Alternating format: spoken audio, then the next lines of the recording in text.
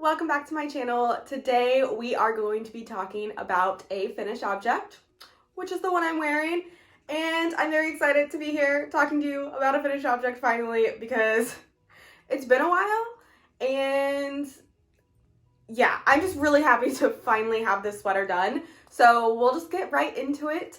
This sweater is called the Willow Pullover, and it is by Intentional Knits or something like that. I'll put it on the screen. It's a very cute name. But I casted this on last February, so it almost took me an entire year to finish, and it is at no fault to the pattern, or the yarn, I should say, because we're gonna get into that. But it was just kind of a slog after there was a little bit of a mishap.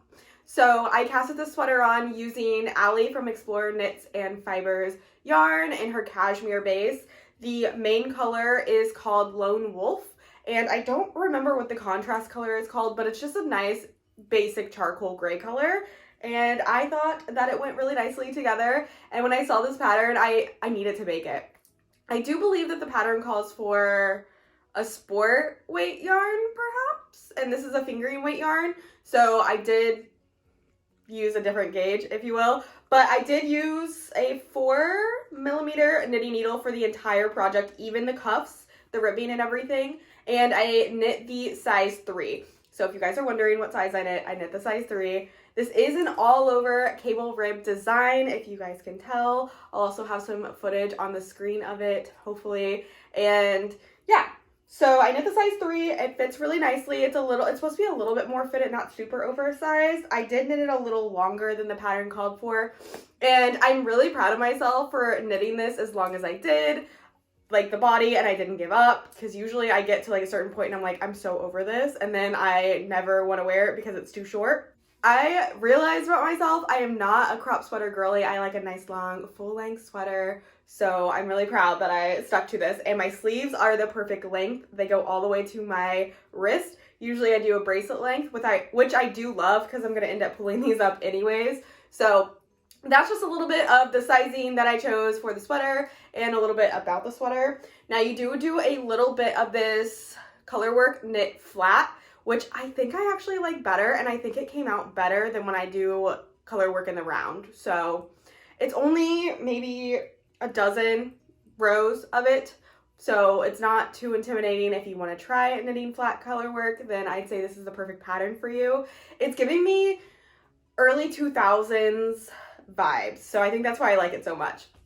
But the reason it took me so long to make this sweater is I was so motivated when I first cast it on, and you guys might be able to even tell on the camera or in some of the footage or videos I'm showing you that, you know, it's not the smoothest transition between the yarns because I had a dye lot issue and I didn't realize it until it was too late.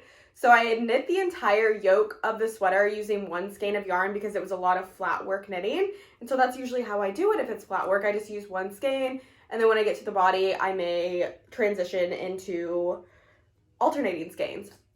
But by the time I finished the yoke of the sweater, I had run out of the first skein of yarn pretty much. So, I mean, I think I had knit like maybe 1.5 inches after I joined for the body.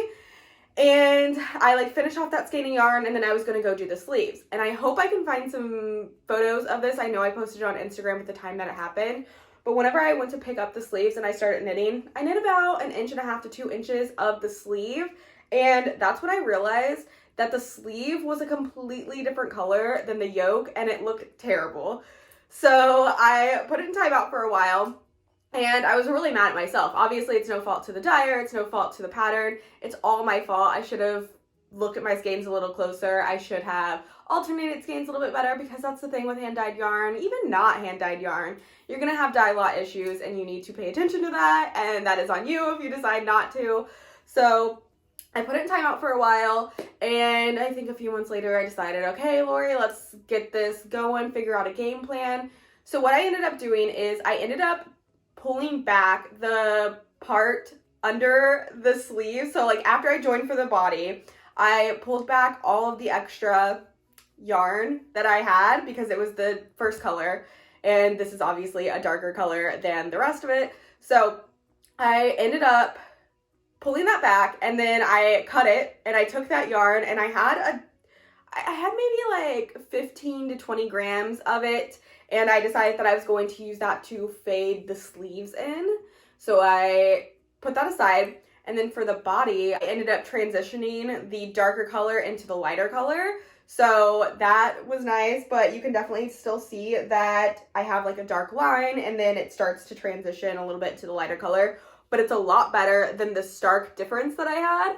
And then for the sleeves, I split that amount of yarn that I had into 2 sections, and I just knit as much as I could with the one ball, used the darker yarn to start, and then I started alternating skeins so it goes into the lighter yarn. So you'll definitely see that there's a little bit of a transition, but it's so much better than it was. I did the same thing for the other sleeve. I just transitioned the darker yarn into the lighter yarn. So now it's like a nice gradient effect, if you will. So overall, I don't think it looks too bad, and I don't think anybody is really going to be looking at the difference of my yarn. And if they are, who cares? Whatever. I don't mind it. Like, whenever I look down, I can't tell. Mostly because my boobs are in the way. But I can't tell that there's a difference. In the photo, you can kind of see where it kind of pulls a little bit in the body, but I can't be bothered. I'm just glad that the sweater is finally finished because it took 11 months, but we did it. So it is an all-over cable design, so you have to really be dedicated to a pattern like that. It is going to hug you a little bit more, like hug your figure a little bit more. The camera fell, so if the angle changed, I apologize. But we're just going to show you a little bit of an up close of the pattern. So it is like ribbed and cabled, so you have some stockinette portions and some cable portions in between the ribbing, and it does hug you a little bit more. So keep that in mind if you're going to make this pattern. Maybe you want to up a size or whatever to accommodate for that.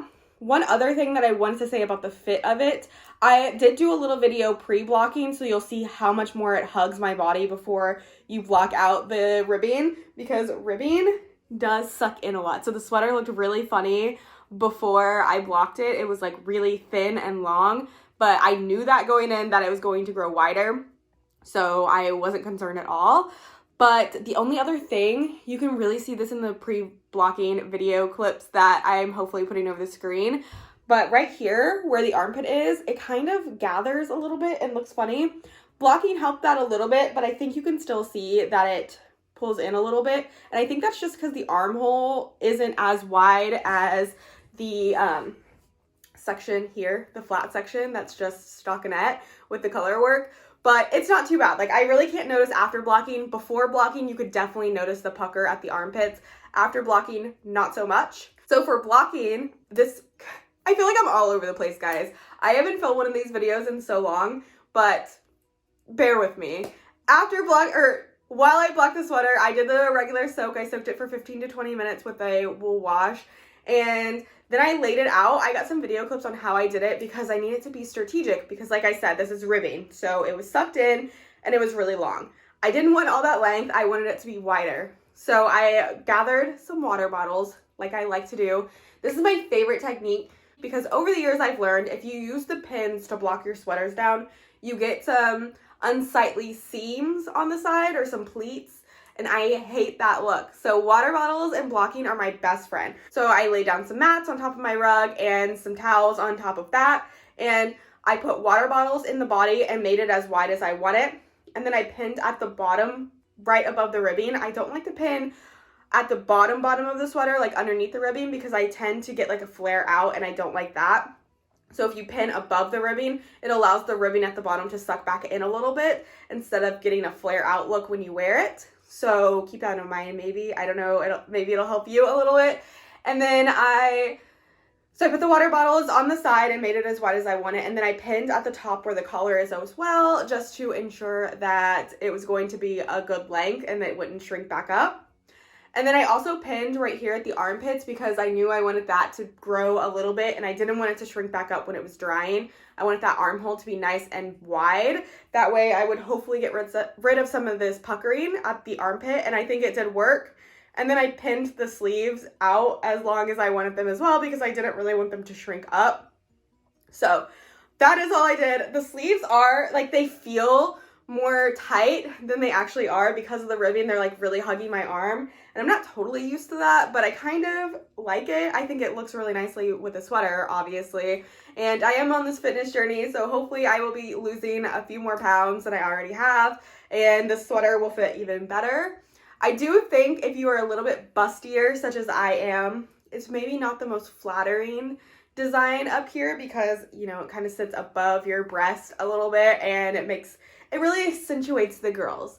So it may not be the best design for bustier girls, or it might. You may like that look and that's totally good. Everybody has different tastes. For me, it kind of just like is pow in my face and it's all I can look at. I'm not the most comfortable with my chest, but that's beside the point. It's still a gorgeous design. I'm absolutely obsessed with it. Let me get a little closer so hopefully you can see the color work. It's just this really cute, dainty flower design that truly reminds me of the early 2000s. I'm telling you guys. And if you can see my sweatpants, I'm sorry I didn't style this all cute for you. It's Sunday and we are not putting pants on Sunday. Okay, cool. So yeah, that is my good Willow pullover. It took me forever to make, but I'm so glad I stuck to it and finished it. I have already cast it on a new sweater, so that's exciting. And I'm gonna give you a sneak peek. This is the yarn I'm using. It's so pretty. It's been in my stash for quite some time and I just need it to use it. So we are using it because we are celebrating a finished object. So this video is pretty short, but I wanted to talk to you guys and document my finished sweater because I've been doing that over the years, so I can't stop now. My good Willow pullover is finished and we are ready to start 2024 with fresh new patterns, and hopefully I get my knitting mojo back. I think this was kind of slowing me down because I had it on my needles for so long. I'm not one of those people that likes to keep casting on sweaters and having a bunch of whips because it makes me anxious and then I don't want to work on anything at all because I know there's stuff I need to do. So I had to finish a sweater before I could start anything else, and that did kind of motivate me. And once I had the fix of the dye lot issue in mind and how I was going to kind of sort that out, it did make the project go a lot faster. I ended up finishing the sleeves and then I went into the body and finished that, and overall it didn't take me too long after I started working on it again, but it was the getting it picked back up and working on it. It's a very memorable, easy to remember pattern. So if you guys are a little fearful of cables, this is a really great one to start with. Such easy cables, very easy to remember the pattern. I wasn't looking at the pattern at all at the end, and honestly I kind of just did my own thing as long as I wanted it to be, and yeah. So I think that's all I have to say. I'm rambling and I'm sure none of this has made any sense because I don't know what I'm doing anymore because it's been so long since I finished anything, which probably isn't that true, but it's been a long time since I finished a whole ass sweater. So thank you guys for bearing with me through this video. If you liked it for some reason, give it a thumbs up. If you were like, girl, shut up, give it a thumbs down. That's okay too. Leave me a comment down below on some sweaters that I should be knitting this year because I'm so out of touch in the knitting world. I realize I don't know what's out there anymore. And subscribe to my channel for more random content. I'll see you guys next time. Bye!